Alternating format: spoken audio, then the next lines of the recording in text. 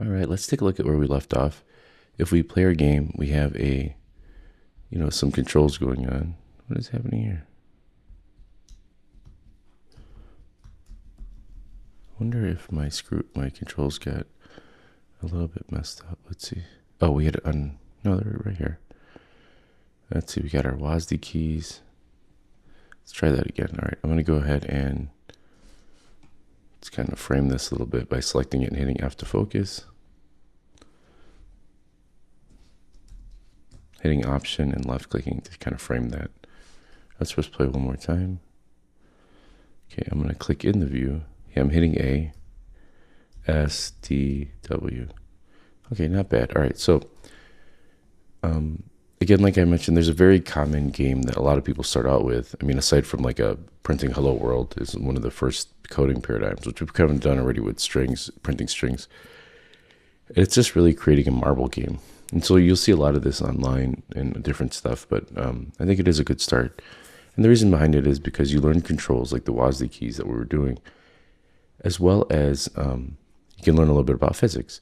So let's go ahead here and just go to our little cube here and then click on shapes and let's hit sphere. And that'll create a sphere in the middle. And I'm gonna go ahead and press W and move this up. And let me just kind of zoom out a little bit. I'm gonna hold Option and click out in this blue area here and just move this ball somewhere in the middle like that.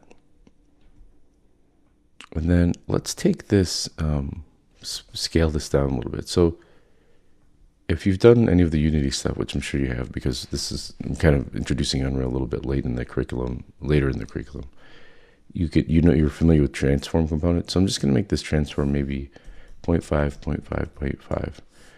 And then the other thing is it's going to be kind of hard to see in our game, this white on white. So let's scroll down a little bit and look for materials. And, we want to make sure our sphere is selected too. And let's just change this basic shape material to whatever you want. So if we select basic clay and I zoom in here by hitting F to focus, here, you can see we now have a concrete ball. Nothing really impressive, but we could, I don't know, pick whatever you like. Like we could do, it's a grass ball, and then this here is, if we select our floor, it could be actually these look a little bit better, water or wood. We'll do oh, look at this, the water, like that looks nice. We could do, I wonder if there's a chrome in here. Yeah, metal chrome. Okay, so let's do this instead, sorry. We'll make the floor brick, and then we'll make the ball chrome. And then it'll feel a little bit more like a pinball or ping ball. There we go. So that kind of looks cool. And that way, if we press play now, you can see it kind of stands out. It's reflecting the floor a lot, but yeah, let's just see how that looks. So let's stop this. The next thing I want to do is add a little bit of physics. Now, if in Unity, or in Unreal rather, it's a little different than Unity because you don't necessarily add the physics component. It already has the physics component on here.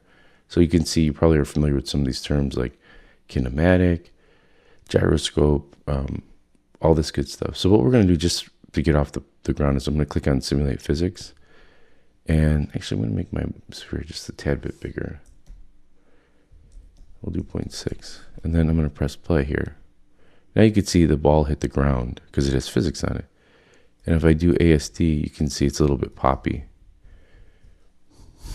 Now, if we want it to be not so jumpy like that, what we can do is we can smooth the movement of our ground, right? Because like right now, when I press play and I move the floor around, you can see it kind of jolts it. See how that? Like how it's kind of like jolting. It's making my ball jolt, and it makes it a little bit harder to kind of control the shape of my sphere moving around. So let's go back into there's a couple things we could do. One, let's do it all inside of blueprints. That's kind of the whole point of this. So we could make the movement a little bit more finite instead of -2. We could also do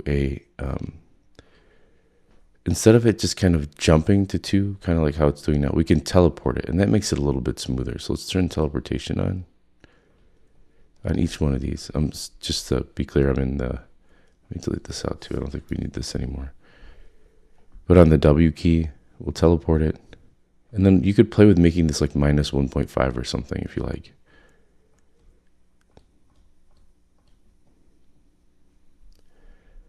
right, so it's got a new mouse and it's not fully calibrated, so that's why it's kind of jumpy like that. Sorry about that, it's pretty quick.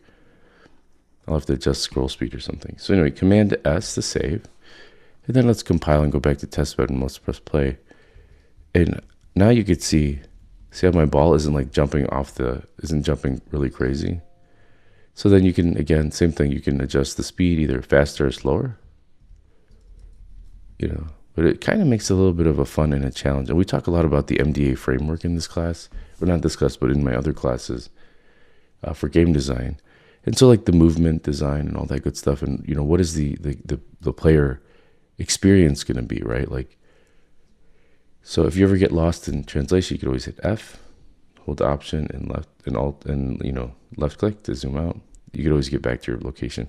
I always had the hardest time for some reason transitioning because I used Unity for so long. And I had only used Unreal early in my career in like 2003 when I was in a mentorship program at Midway Games. So now, so it was like a big transition. So going back into Unreal sometimes feels disjointed. And actually, there's one other thing I want to cover before we end this video. So we talked a little bit about physics. I like to expand on a lot of the programming stuff that we're doing. So if you remember in the last one, we talked about arrays, right? We have this item string array, right? And hopefully this is pretty easy and straightforward to understand. An array is a way of storing multiple variables inside of an individual structure or data structure, right? So what we can actually do is I'm going to go to the very end. This is the end because we know there's no more execution pins drawn out or execution lines drawn out. And I want to talk just a tad bit about how would we replace this entire array, right? So if you remember, if we go into our variables, this is called items. If I left click and drag out, we had gotten two items. We had a get items and we had a set items. Now, if we bring set items out, what this will do is this will actually set all of the items in the array, or it'll actually replace it. So, and something that we could do is, so we have this, it's saying set items, right? So what do we want to set? Well, we want to set the items in an array. If I click on this, you can see there's stick, apple, and phone. Well, in order to set the items without, kind of altering what was already there in the array, we actually have to use something called make array. So if I drag this out and I type make and then array, let's see if that shows up. Maybe I can just type make array. Will that pop up? Yeah, here it is. Make array, and then I connect it here. Actually, let's go ahead and connect this connection pin too, so we know that we want it to happen after it already has printed to the screen the items in the original array, which was stick, apple, phone. So you have these individual elements, right? So here's 0. So maybe the new items in the array that we get are just like, I don't know, we'll just be simple 1, press enter, and then let's see. And we'll do 2, and then click add pin, and then 3. I don't know. I know those are pretty generic items, just to save time because we've already spent a good amount of time in this tutorial. So, okay, so what happened so far? Well, we did all the printing of the other array, and then we changed, or we made an array, and we changed everything inside of it to 1, 2, 3, and we set it inside of items here. So you might be like, oh, okay, can I just drag a print here? So Command C, Command V, or Control C, Control V, and now it'll print it. Well, I want you to take a minute and see if you could figure out how to print the first element in this array. And you're more than welcome to look up here to do it. And okay, so here we are. So what I can do, or what we do, is the same thing we did before. We still have to get the items. We still have to get the items array. So I'm going to drag off and hit get items. And then we still have to actually, now that we have get items, we still have to actually get the first item in the array, right? Because we have the items here, and then we have to tell it, hey, I want to get this index of this array, right? So either you could drag it out like this, type get, and then do get a reference. And then if I put this inside of here, you can see there's element 0. Now, if you remember, element 0 here is stick, but we used the make array because anytime you set an array, you have to kind of replace everything. Because remember, I told you it's kind of a fixed value, unless you do this changing the array value. And again, this isn't going to be completely clear about the context until we start including this into our games. But so what I'm going to do is, if you're like, well, what's at index 0? Well, it's the number 1. So let's go ahead and compile this, save this, go into testbed and press play, and look in the corner. So we have stick, we have apple, we have mango, we have the number 1, or phone, and then we have the number 1. And then we can move our game around this way. So we're getting a little bit closer. We've got some gameplay. We're learning a little bit more about how coding works inside of Unreal and visual scripting. And hopefully the concept of arrays isn't too foreign to you, because we use them a lot in our other game tutorials or other game classes. Yeah, I think that's it for now. And yeah, we'll continue to build on all these paradigms and working on our game in the next lesson.